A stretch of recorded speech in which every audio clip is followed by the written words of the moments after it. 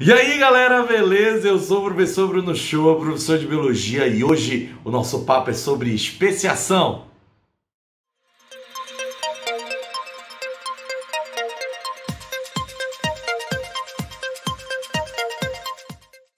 Bom galera, vamos aqui continuar o nosso papinho sobre evolução, agora especificamente falando sobre especiação. Filho, especiação é algo que é muito interessante a gente trabalhar, porque nós temos vários pontos para serem abordados, né? O primeiro deles é falar sobre o que é uma espécie. Bom, essa ideia de espécie é uma ideia bem antiga e que ela permeia os primórdios da ciência e biologia.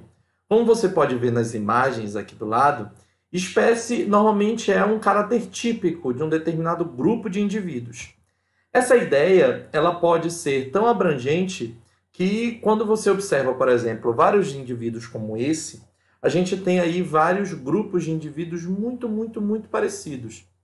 O problema é que ao longo do tempo nós estruturamos essa ideia de espécie através da morfologia, né? Os indivíduos fisicamente são os indivíduos que são fisicamente muito semelhantes seriam da mesma espécie, acaba caindo por terra quando nós conhecemos alguns grupos que, apesar de serem muito semelhantes, pertencem a espécies diferentes. A primeira classificação se dá com Carvon-Linné, ainda no século XVIII, quando Carvon-Linné coloca que indivíduos que têm uma grande semelhança física entre si, demonstrando um padrão típico, seriam da mesma espécie, ou seja, quando há característica morfológica semelhante, para Linné, esses seriam de mesma espécie. O problema é que o conceito não se apropria a indivíduos, por exemplo, que têm um grau de diferença entre eles. Por exemplo, quando você observa uma coral verdadeira e uma coral falsa, como está apresentado aí na imagem, as cobras coral, em tese, as corais verdadeiras, né, são bem venenosas. As corais falsas não. Elas são miméticas, né? Elas se parecem com uma coral verdadeira e ganham vantagens com isso. Poxa, mas será que a semelhança física é suficiente para determinar que esses indivíduos são de espécies diferentes? Não, nós temos outras características também. Quando você observa esses pássaros, por exemplo, eles todos são bem diferentes entre si, mas todos pertencem à mesma espécie. Então, Ernest Mayr, em 1942, publica que, de fato, espécies seriam um grupo de indivíduos com capacidade de cruzar entre si e deixar descendentes férteis, mesmo estando isolados reprodutivamente de outros grupos. Nesse caso, mesmo que esses indivíduos ainda estejam isolados, eles poderão cruzar e deixar descendentes. É a ideia que Ernest Mayr nos coloca. Então, hoje, o que nós temos como a definição de espécie é que o indivíduo tem que ser fisicamente parecido, mas também ele tem que ter capacidade de reprodução, de deixar descendência fértil. Nesse caso, as limitações dessa definição estão para indivíduos com baixa complexidade ou dotados de reprodução assexuada. Não baixa complexidade, mas que são, até, às vezes, os indivíduos mais antigos nesse padrão de seleção. Lembra que quando a gente fala de baixa complexidade, reprodução assexuada, os principais elementos seriam aqueles com relação à microbiologia, com bactérias, protistas, e a gente também pode fazer até a condição de estudo dos vírus, né? Apesar de que os vírus, apesar de eles terem uma reprodução assexuada e tal, que é muito semelhante a uma reprodução assexuada, a gente não considera eles dentro do grupo de espécies, porque eles não são considerados ainda seres vivos, tudo bem? Então, a gente faz a diferença entre os grupos, né, de indivíduos de mesma espécie e espécies diferentes, através de análises morfológicas, bioquímicas e genéticas que são feitas ao longo do tempo. Bom, como é que eu posso formar uma nova espécie? O que precisa acontecer para uma nova espécie se formar a partir de uma espécie ancestral? O primeiro detalhe é que esses indivíduos que são formados, eles precisam ter uma pequena diferença. Precisa ter uma interrupção do fluxo gênico. Elas precisam não serem mais capazes de se reproduzir. A interrupção do fluxo gênico entre indivíduos de espécies e grupos diferentes é o que determina a formação de novas espécies. Então eu posso pegar um exemplo aqui com você. Imagine uma floresta com um ambiente de razoável umidade e temperatura amena. As plantas elas vão ter, em tese, variedades de seus tamanhos, né? Algumas vão ser mais largas e outras vão ser mais finas. Essas plantas com folhas médias, eu vou separá-las em dois grupos. Colocar uma em um ambiente muito árido e outra em um ambiente muito úmido. A tendência é que a pressão seletiva se estabeleça e as plantas com folhas mais largas se deem melhor no ambiente úmido e com folhas mais finas se deem melhor em ambiente árido. Ao longo do tempo, a seleção natural vai agir, promover pressões seletivas e aquelas mais adaptadas, que foi as características que eu acabei de falar, vão ser selecionadas. Eu só vou ter a formação de novas espécies, ou seja, duas populações novas, se eu tiver ou um distanciamento, né, entre esses indivíduos e ou um distanciamento ou uma incapacidade reprodutiva. Nesse caso aí, o fluxo gênico ele precisa ser interrompido. Para isso, eu preciso de dois fatores, um isolamento geográfico ou um isolamento reprodutivo. Então, para que eu possa interromper o fluxo gênico e formar novas espécies, eu preciso de uma barreira física ou uma barreira reprodutiva. Essa barreira física, ela precisa ser natural, não pode ser imposta pelo homem, porque aí cai numa reprodução, num tipo de seleção que a gente chama de seleção artificial. Se essa imposição for natural, como rios, montanhas, distância, entre outros, nós temos o isolamento geográfico acontecendo entre os grupos. O isolamento geográfico ele vai ser o termo que designa as barreiras que interrompem o fluxo gênico entre as populações. Vamos botar um exemplo aqui. Eu peguei um montinho de moscas de fruta, aqui como eu representei essas moscas laranjinhas.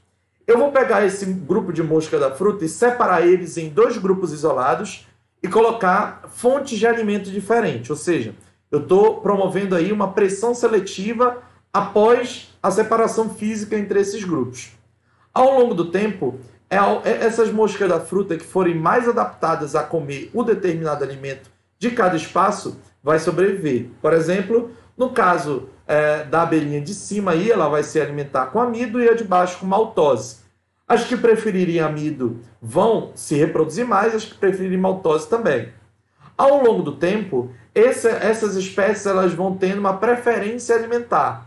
E esse padrão vai se estabelecendo, como a gente viu na aula passada. Quando eu coloco esses dois grupos de mosquinhas de novo juntos, a tendência é que a reprodução seja sempre com aqueles que têm o mesmo hábito. Ou seja, que a reprodução sempre ocorra com moscas de amido com amido ou de maltose com maltose. Perceba que o processo de barreira ele é importantíssimo para que eu possa formar uma nova espécie aí.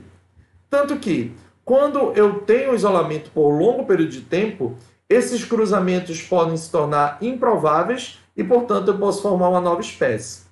O isolamento reprodutivo ele é necessário e essencial para o processo de especiação. É quando, de fato, ocorre a interrupção total do fluxo gênico entre as populações e ocorre a formação das novas espécies. Seja qual tipo for de especiação, é necessária a presença do isolamento reprodutivo. O isolamento geográfico ele é opcional. Nós vamos ver que existem algumas formas de geração de espécies, algumas na presença do isolamento geográfico e reprodutivo, outras na presença apenas do isolamento reprodutivo. Então é por isso que a gente estrutura a especiação sendo alopátrica e simpátrica. Alopátrica seria aquela onde eu separo os indivíduos fisicamente, simpátrica aquela que eu não separo eles fisicamente. Na especiação alopátrica, o alo ou alhos tem a ver com diferente ou outro, pátrico ou pátria, lugar. Então a especiação alopátrica seria aquela onde o indivíduo vai para outro lugar. Ocorre quando há um isolamento geográfico entre as populações. Então imagina que eu tenho esse grupo de passarinhos aqui. Ocorreu uma separação física entre eles. Os indivíduos de um lado e de outro vão começar a se divergir de acordo com a seleção natural. A seleção ainda é um motor do processo de especiação, mas as formas como essa seleção natural age pode ser de forma alopátrica ou simpátrica. Tudo bem? A forma simpátrica, sim, quer dizer junto, pátrica, lugar, então no mesmo lugar, não ocorre isolamento geográfico entre as populações. Esses mecanismos desse tipo de especiação ainda são pouco conhecidos, mas a ideia é que a formação de casos de seleção disruptiva aconteça. A seleção disruptiva, direcional e estabilizadora são os tipos de seleção que nós vamos ver nas nossas próximas aulas. Mas quando a gente fala, por exemplo, de seleção disruptiva, é quando um grupo ancestral dá origem a mais de uma variação em uma mesma espécie. Então, lembra do caso das girafinhas? É como se no caso das girafinhas nós formássemos girafas de pescoço curto e girafas de pescoço longo. Isso seria um caso de especiação, nesse caso, né, de seleção disruptiva. Tá bom? Então, é bem comum que a gente tenha seleções disruptivas acontecendo em plantas, porque para que isso possa acontecer, para que eu possa ter a formação de novas espécies, um isolamento reprodutivo, sem mudar de espaço, a tendência é que eu tenha uma mudança dentro dos padrões de genética, né, genômica. A grande maioria tem a ver com a poliploidia, né, o aumento do número de cromossomos, né, deles serem poliploides. Tanto que casos como o trigo, o tabaco e a batata, hoje, os atuais, eles são poliploides em relação aos seus ancestrais. A gente imagina que esses indivíduos eles sejam, né, grupos ancestrais com mais cromossomos, sejam indivíduos parecidos com seus ancestrais, só que com mais cromossomos. Essa é a única explicação que nós temos para a especiação simpátrica, ocorrer um aumento no número do cromossomo por um erro na hora da reprodução. Nós não conhecemos pouquíssimos casos de plantas que fazem isso, nem um caso de animal que seja feito por simpatria. Tudo bem? Durante a formação dos gametas, para que ocorra uma poliploidia, eu preciso ter uma não disjunção. A não disjunção é quando esses cromossomos não se separam perfeitamente. Então, os gametas, ao invés de serem haploides, eles acabam se tornando gametas diploides. E o zigoto não fica só com 2N, ele fica com 4N. Então, ele gera indivíduos com números de cromossomos muito a mais, né? Nesse caso, os indivíduos 4N formam gametas 2N, que vão continuar esse processo. Tudo bem? O isolamento reprodutivo ele é essencial para que ocorra a interrupção do fluxo gênico. Então, para que eu possa ter a especiação, como eu disse, eu preciso ter esse tipo de isolamento. Ele pode acontecer de algumas formas. É por isso que os mecanismos de isolamento reprodutivo, eles podem ser pré ou pós-zigóticos. Os mecanismos pré-zigóticos, eles estão relacionados a antes da formação do próprio zigoto. Ou seja, os mecanismos de isolamento reprodutivo, eles podem acontecer antes de ocorrer mesmo o coito, né? O encontro sexual.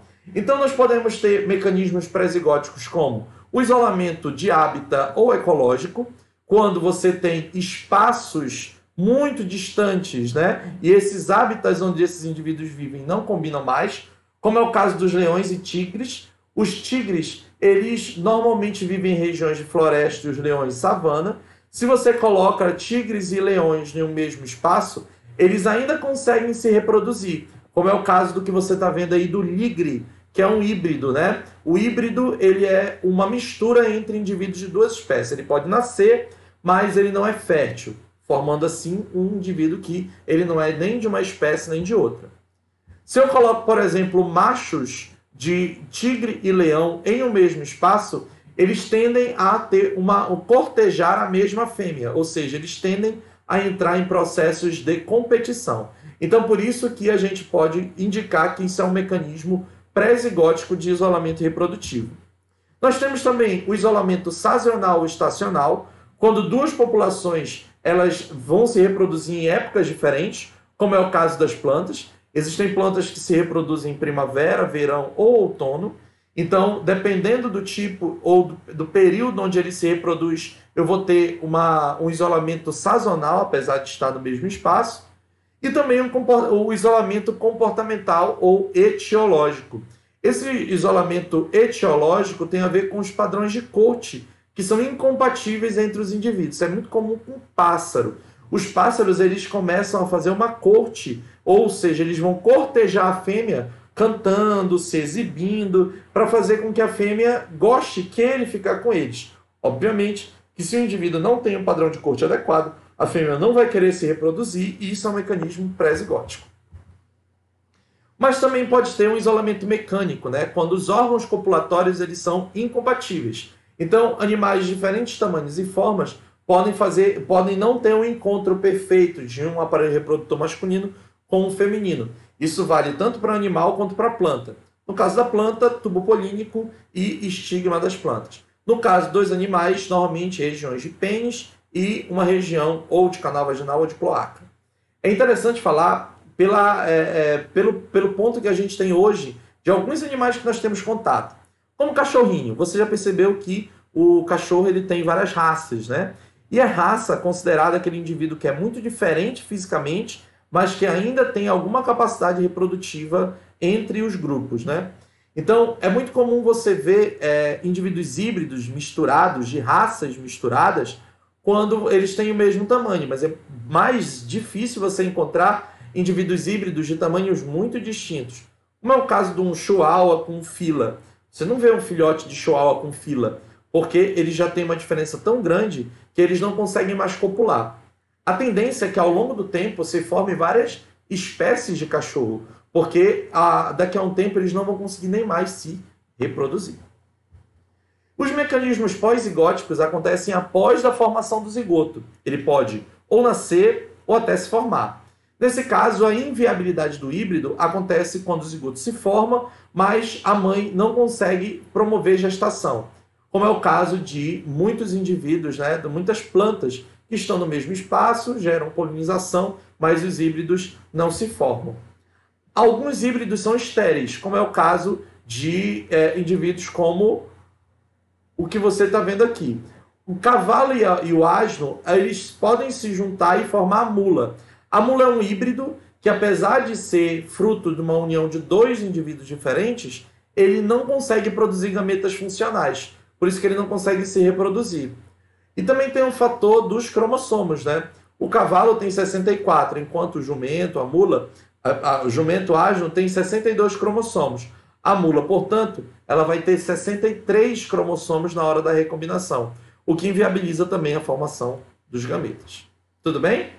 Nesse caso, os mecanismos de isolamento reprodutivo, eles podem ocorrer um isoladamente do outro, todos ao mesmo tempo.